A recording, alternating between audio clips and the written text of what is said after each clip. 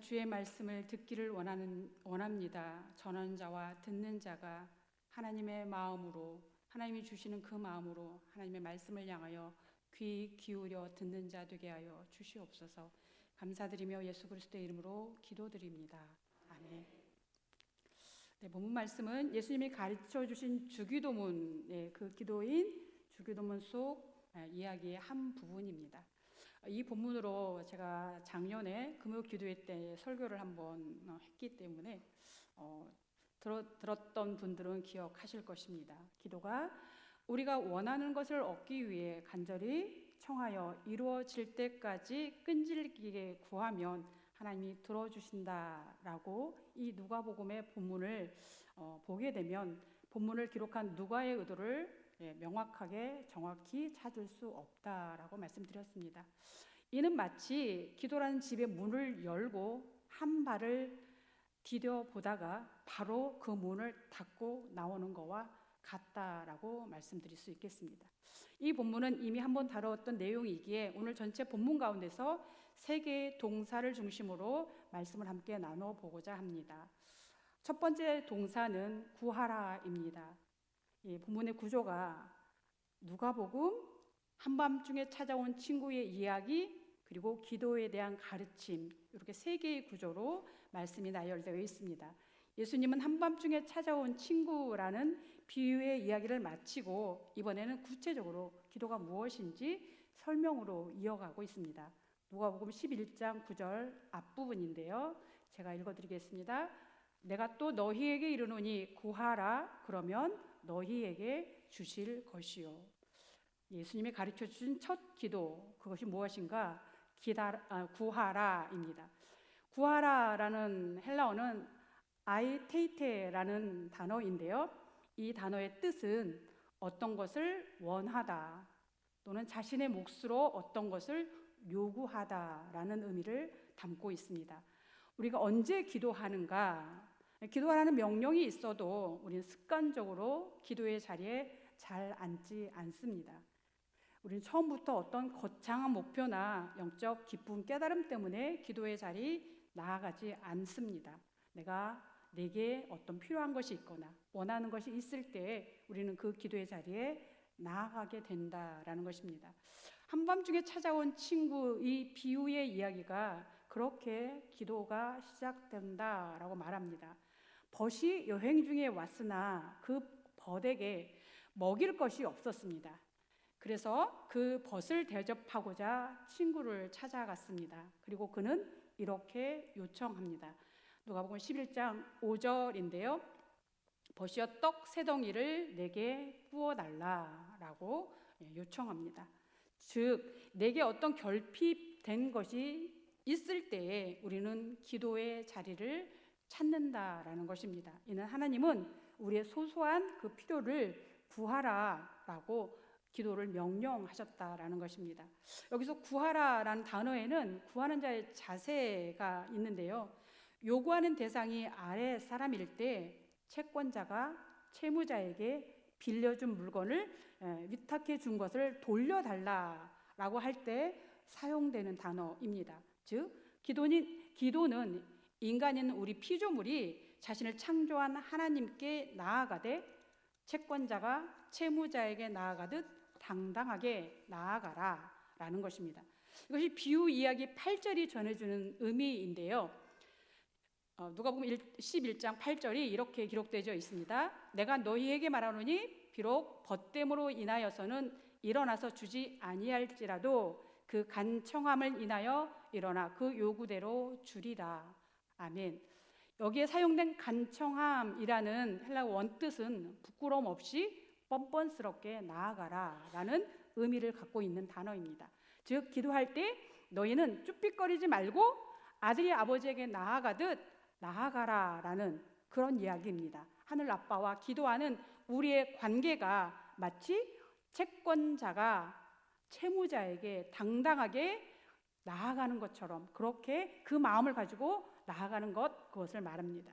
여기에 사용된 그러니 우리가 당당히 하나님께 구하는 것을 시도해야 합니다. 하나님, 이 문제 좀 해결해 주십시오. 하나님, 올해는 이게 좀 잘 되었으면 좋겠습니다. 구하는 이 기도 부끄러운 기도가 아니다라고 하는 것입니다. 예수님은 나의 필요를 구하는 기도, 그 기도를 듣는 하나님이라고 우리에게 말씀하십니다. 우리의 기도를 들으시는 그 하나님은 우리를 잘 아시는 하나님입니다.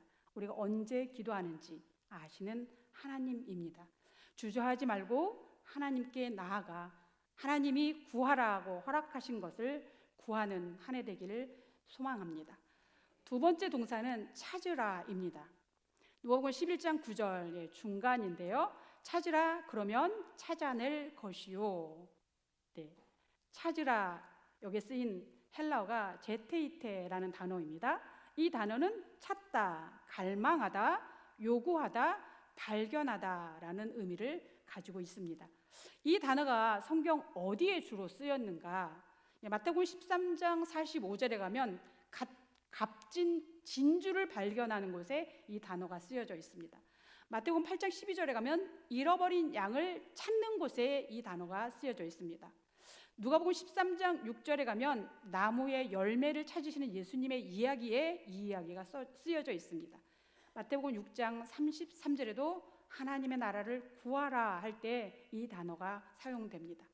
골로새서 3장 1절에는 위의 것을 찾으라 할 때 이 단어를 사용합니다. 위의 쓰임을 보면 여러분 찾으라라고 하는 이 동사가 쓰여지는 문장에서는 찾는 대상이 달라지고 있음을 볼 수 있습니다. 첫 번째 기도인 구하라에서는 자기의 몫을 요구하는 기도였습니다. 그런데 찾으라에서 왜 그 대상이 달라지고 있는 걸까요? 어느 정도 기도를 해본 사람은 이 이유를 알 것입니다. 우리가 처음 기도할 때는 나의 부족한 것 때문에 기도를 시작합니다. 그런데 그 기도를 계속 하다 보면 하나님은 우리의 기도의 방향을 바꾸어 가는 것을 기도를 해보시면서 느껴보셨을 것입니다. 기도를 시작할 때 하나님 언제 이 문제를 해결해 주시겠습니까?를 집중적으로 하나님께 질문을 하다가 시간이 지나가면서 성령 하나님은 우리의 기도의 방향을 전환해 가는 것을 기도 가운데 느껴보셨을 것입니다. 우리의 기도는 어느샌가 하나님이 이 일을 통해 무엇을 하기를 원하십니까? 제가 이 문제를 통해 무엇을 하나님 깨달아야 할까요? 라면서 우리는 어느샌가 우리는 하나님의 뜻을 묻고 있는 것을 발견하게 된다라는 것입니다. 그래서 두 번째 기도의 단계에서 이 찾으라에는 생각, 묵상, 추론에 의해 찾는다는 의미가 담겨져 있습니다. 어떻게 우리가 하나님의 나라를 찾아가는가?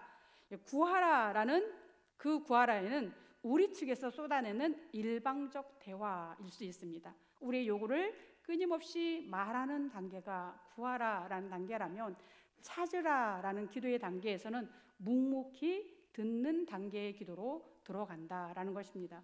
우리가 종종 기도를 향하여 들숨과 날숨으로 이루어진다라고 이야기하죠. 일방적인 대화가 아니라 쌍방의 대화가 이루어진다라는 것이 기도라고 합니다. 일방적으로 나의 것을 구하는 날숨의 기도를 하다가 이제 아이가 성숙하면 부모의 말을 듣고 숙고하고 부모가 원하는 것이 무엇인가라는 것을 고민하듯 기도의 과정 속에서 이런 과정을 거친다라는 것입니다. 찾는다라는 것은 말을 한다라는 것보다 묵상, 더 깊은 묵상으로 들어가는 단계입니다. 그렇게 하나님의 마음을, 하나님의 뜻을 열심히 찾는 자는 결국 발견하게 된다라는 것입니다.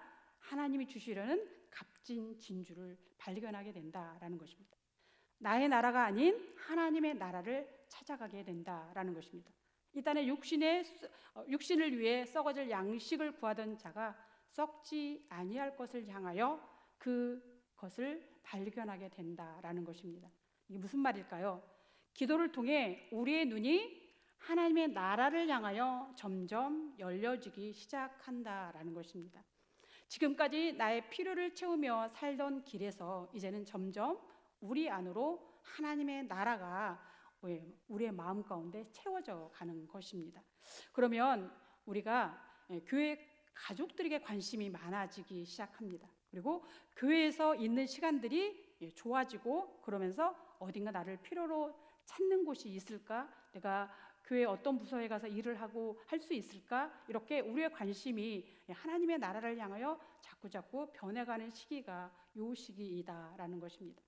마태복음 13장 44절에는 천국은 마치 밭에 감추인 보화와 같으니 사람이 이를 발견한 후 숨겨두고 기뻐하여 돌아가서 자기의 소유를 다 팔아 그 밭을 사느니라 하였습니다.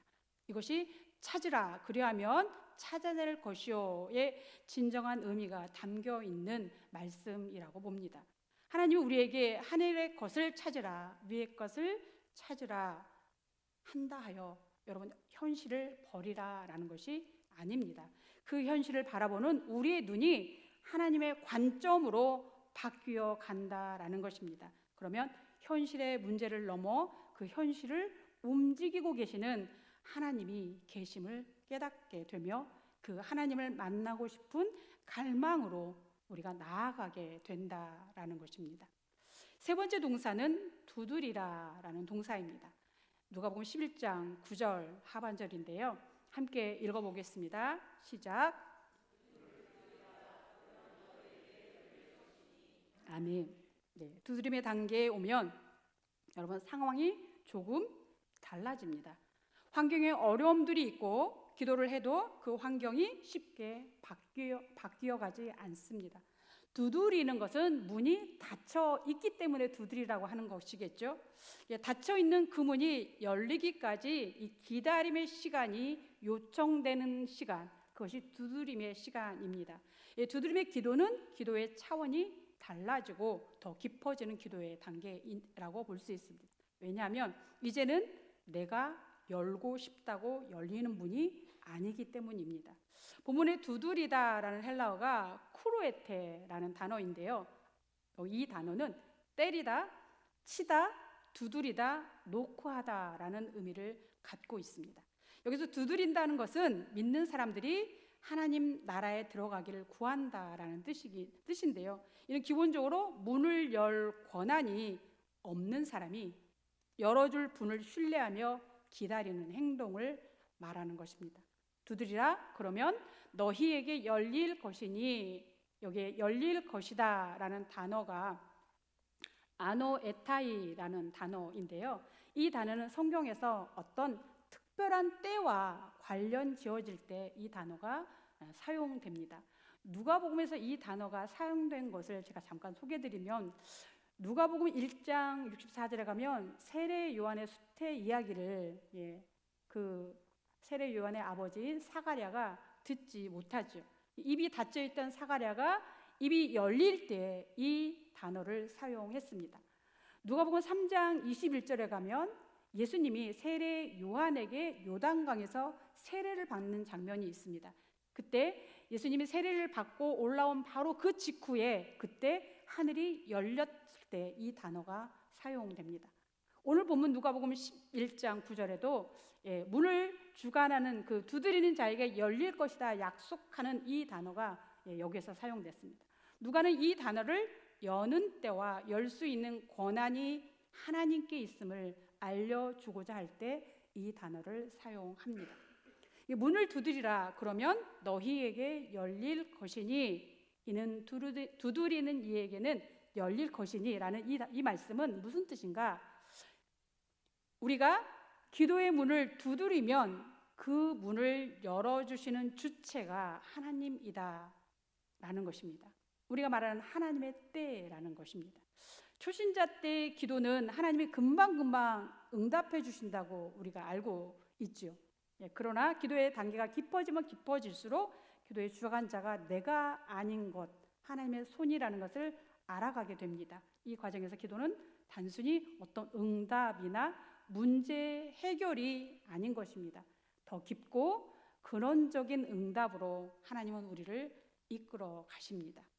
우리에게 가장 근원적인 응답은 무엇일까요? 모든 문제의 근원 되시는 하나님, 그 하나님을 다시 만나는 것, 그것이 더 깊은 단계의 기도입니다. 본문에 두드리라라는 헬라어는 크루에테라고 했습니다. 그래서 때리다, 치다, 두드리다라는 의미가 있다라고 말씀드렸는데요. 이 의미에서 그 기도가 또 다른 차원으로 들어간다는 도전이라고 봅니다. 앞에서 모든 문제의 근원 되신 하나님을 제가 다시 만나는 시기이다라고 했습니다. 그 이유가, 이것을 언급한 이유가 기존에 만났던 하나님, 구하는 것에 즉각 응답하시는 하나님을 맛보고 어느 정도 하나님을 우리가 아는 것 같고 하나님과 어느 정도 신뢰가 쌓은 듯 싶은데 어느 순간부터 다시 하나님이 낯설어지는 시간이, 때가 온다라는 것입니다. 문을 굳게 닫고 계신 것처럼, 그래서 다시 그 문을 때리고 치듯 강력한 기도의 몸부림을 해야 하는 시기다라는 것입니다. 이 시간에 하나님은 여러분 어떤 하나님으로 우리에게 다가오실까요? 시편 1절에는 이렇게 이야기합니다. 함께 읽어보겠습니다. 시작.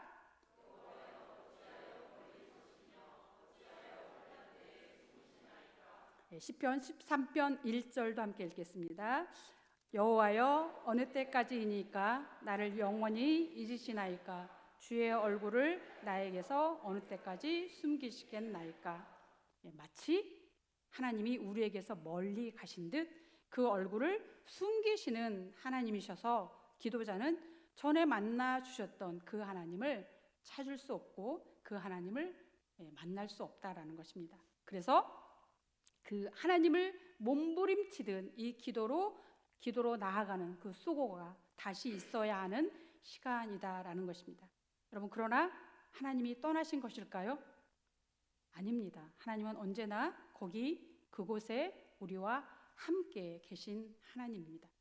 이때 하나님은 부재의 하나님이 아니라 침묵하시는 하나님입니다. 떠나신 것이 아니다라는 것입니다. 우리를 다른 차원으로 더 깊은 신뢰의 관계를 형성하기 위해 우리에게 잠시 숨으시는 하나님입니다. 이때 많은 기도자가 낭망하고 넘어지고 때로는 많은 사람들이 믿음의 길을 떠나기도 합니다. 그러나 그때 우리가 해야 할 일은 바로 두드리는 일이라는 것입니다. 더 세게 문을 치고 두드려야 합니다. 하나님이 자신을 드러내실 때까지 두드리는 자가 되어야 합니다. 반드시 문을 열어주시는 하나님이시기 때문입니다.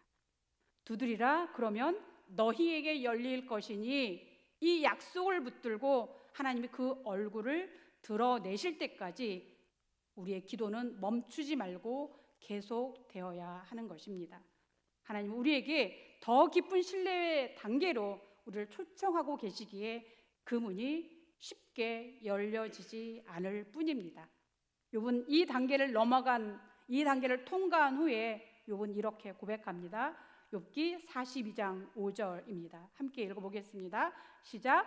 내가 주께 대하여 귀로 듣기만 하였사오나 이제는 눈으로 주를 배움나이다. 아멘. 욥은 그 긴 시간의 고난을 통과한 후 그 끝에서 다시 하나님을 만났습니다. 이전에 귀로 듣던 하나님이 아니라 이제는 눈으로 보는 하나님, 그 하나님을 다시 만난 것입니다. 우리가 오늘 살펴본 세 개의 단어, 구하라, 찾으라, 두드리라는 어떤 기도의 세 단계라거나 단순히 기술적인 순서가 아닙니다. 신앙의 걸음에서 끊임없이 깊어져가는 하나님과의 관계를 말합니다. 하나님 앞에 가는 날까지 매일 우리는 새롭게 다가오시는 하나님을 만나야 합니다. 영성신학에서 기도에는 능동적 기도와 수동적 기도가 있다라고 말합니다. 능동적 기도는 개인이 적극적으로 자신의 의지와 노력을 통해 무엇인가에 도달하는 기도를 말합니다. 반면 수동적 기도는 오직 하나님의 은총의 선물을 통해서만 도달하는 단계이고, 이 단계는 오직 하나님이 그 주도권을 쥐고 계시고 우리의 믿음의 깊이를 하나님이 더 깊은 단계로 우리를 끌어올리시는 단계입니다. 우리의 기도는 능동적으로 하나님을 향하여 나아갈 때도 있고 수동적으로 잠잠히 하나님께 모든 주도권을 내어드려야 할 때도 있을 것입니다. 마태복음의 주기도문은 예수님이 이 땅에 이루어지기를 원하시는 하나님의 나라를 가르쳐주고 있다면, 누가복음의 주기도문은 그 나라를 운행하시는 하나님이 누구신지, 그리고 기도는 그 하나님을 만나는 것이다 라고 그 중심점이 옮겨져 있다라고 저는 봅니다. 우리는 당장 눈앞에 문제가 해결되는 것이 가장 좋은 것이라고 여깁니다. 그러나 하나님은 우리에게 가장 좋은 것, 하나님 자신을 주시기 원하십니다. 여러분, 새해가 시작되었습니다. 무엇을 다짐하며 이 새해를 지나가고 있습니까? 기도는 지식으로 이런 거다라고 말하는 것이 아니라 기도의 자리에 앉아 있는 것입니다. 올 한해 이 기도의 사람으로 하나님 앞에 앉아서 구하고 찾고 두드려 종국에는 하나님 그 자신을 만나는 자리에까지 우리를 초청하시는 그 하나님 앞에 나아갈 수 있는 저와 여러분 되길 간절히 축원합니다. 기도하겠습니다. 좋으신 하나님, 우리를 초청하시고 그 기도의 자리에서 하나님 자신의 얼굴을 보여주시기를 원하시는 주님, 그 하나님 앞에 우리의 무릎을 꿇고 나아가 기도의 자리를 앉을 수 있는 우리 모두 되게 하여 주시옵소서. 감사드리며 예수 그리스도의 이름으로 기도드립니다. 아멘.